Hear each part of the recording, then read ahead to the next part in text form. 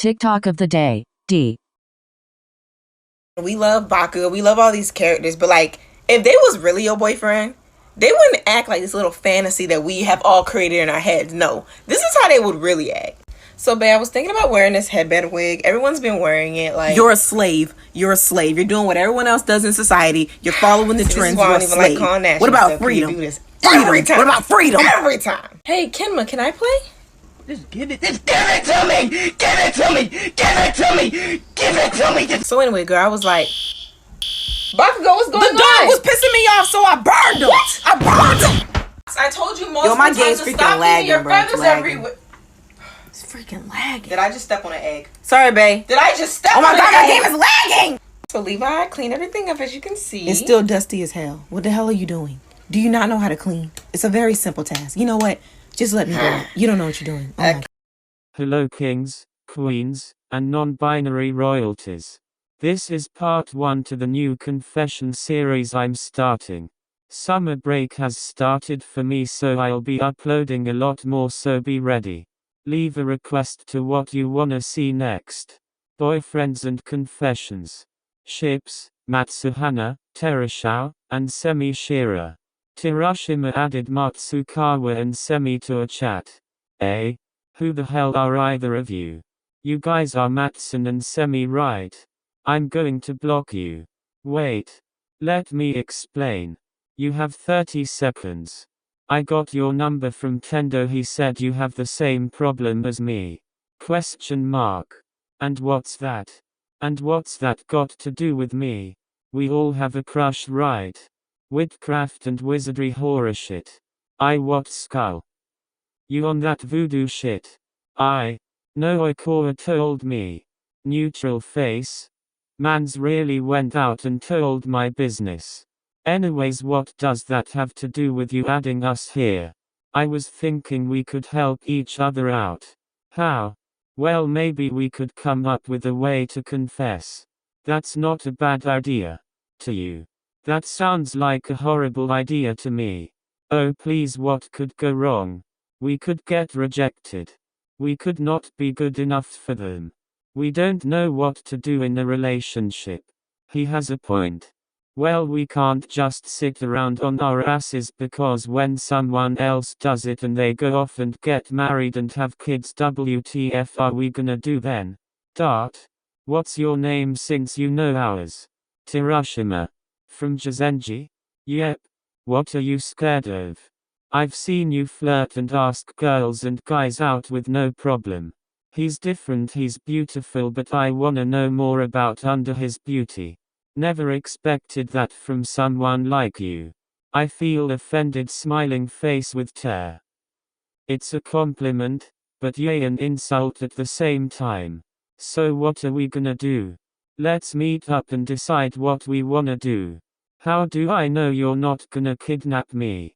Us? Well then don't come, but I'll be at this cafe. Terashima sent a location. The blonde sat there tapping his pencil on the notebook's edge, trying to think of anything at all. He leaned back in his chair, closing his eyes with a sigh, until he felt a tap on his shoulder. He opened his eyes to see 2 boys his age staring at him. One with black short hair wearing a gray sweater and some jeans. The other bee-colored hair wearing a purple jacket with a light purple shorts to match. Are you Terashima? The one and only. He tried to sound cheerful but failed. I ordered some fries if you guys like some. He'd try to eat to clear his head, but his stomach was in knots and the thought of eating didn't sound appealing to him at the moment. You don't seem like yourself. Sorry, I can't really be happy when my heart is beating out my chest at just the thought of confessing. So wrote anything down. Matson said, his mouth filled with French fries and looking over whatever the other boy wrote down. Nothing yet. Every time I thought of something I erased it because it seemed not like me. Semi sat at the side of the black-haired teen and looked over at the notes. Is this him? In the corner of the notebook was a photo taped to the page. Credits to @Rui07131. Yay, it is. That was a photo he had tried to take of Daeshao in secret, but the boy caught on and decided to pose for the picture. He is pretty. That's why I'm so nervous. Can't say I disagree with that. All three sighed, slumping in their seats. So what's your crush is like anyways? Very bratty, strict, uptight, but when he lets his guard down he's really fun to be around and he really does care about the people most important to him. You could tell he loved the boy. The light pink dust covered his cheeks and the lovesick look on his face said it all. Hiroshima and Matson wondered if that's why they look like when they think about the love of their lives. Mine is very playful, doesn't really takes things seriously and is very laid back, but that's what I love about him. He could lighten up a dark mood when he wants to, even his looks could brighten the room, he's really pretty. The daydream was cut short when the black-haired boy saw Hiroshima scribbling in his notebook. Did you come up with something? Yeah, but for Semi. Eh? Semi was beyond nervous, but he tried his best to seem calm. He had invited Shirabu to a fair that was in town, and as he stood there, a bouquet of roses in hand, he felt like backing out. Semi. He felt his face pale and he turned around to face his hopefully soon-to-be boyfriend. He wore a black hoodie with some jeans and black beanie to match. You look like you saw a ghost. A light chuckle escaped his pink lips, making Semi cheeks flare up. Are those for me? He took a deep breath and brought the flowers in front of his face with a nod. Now it was Shirabu's turn to blush shockingly, taking the flowers. Blue. Blue roses symbolize obtaining the impossible. Shirabu's blush intensified and he gently hit the other's arm. When did you become such a sap? Plus I already have the thing you claim is impossible, dummy. Both boys were now bright red and Kenjiro dragged his date into the fair. Let's go get some cotton candy so I can kick your ass at some cheap fair games. As if you could beat me. A small smile planted on both their faces. Something sweet but not over the top. That's not bad. I'm a genius. Wouldn't go that far, but you're onto something. Now as for you. The once tense atmosphere was now something a lot calmer. Ita pointed a fry at the boy who was holding his hands up in defense. Here's my idea. Matson tried to calm himself as he approached the gym for morning practice, but the moment he opened the gym doors all heads turned to him. Even a blushing Maki with a bouquet of purple roses but a slight smirk on his face. He opens the card and reads the following words out loud.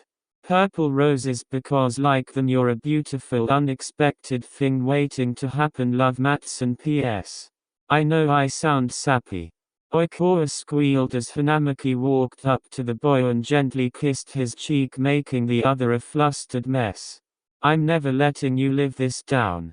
The black-haired boy groaned but already knew that the boy was going to say that. Purple is one of Maki's favorite colors. See, win-win. He plopped the fry into his mouth with a smile. Well, I'm glad you both have a plan, cause I got nothing. The blonde made a noise between a whine and a groan, petting his head hit the table with a bang. I might have an idea. The boy peeked slightly from his resting place.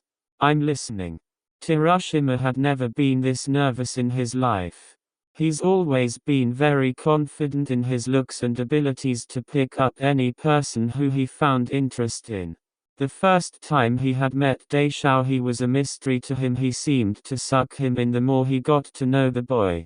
As cold, sarcastic, and cocky he was also kind, gentle, and cared a lot about things he loved. He heard his stop being called and took a deep breath, walking out of the train and following the directions Kuru had given him. He counted in his head to soothe the never-ending pounding in his chest. He cancelled morning practice just so he could be here. When he opened the locker room door he saw that Daeshao was the only one there, and to say he was shocked to see the blonde would be an understatement. Hiroshima. What the fuck are you doing here? How did you get here? Why are you here? Are those flowers? Hiroshima smirked, seeing a light blush that plastered on the other's cheeks, and handed him the flowers. You know, normal people don't give their friends roses for no reason, or roses that match their hair color for that matter. Well, I read that green roses represent growth, and I'd love it if you'd give me the chance to grow with you. Deishao snickered gently. That was cheesy even for you. You know you loved it. Deishao rolled his eyes unfortunately. Thank you for watching, D.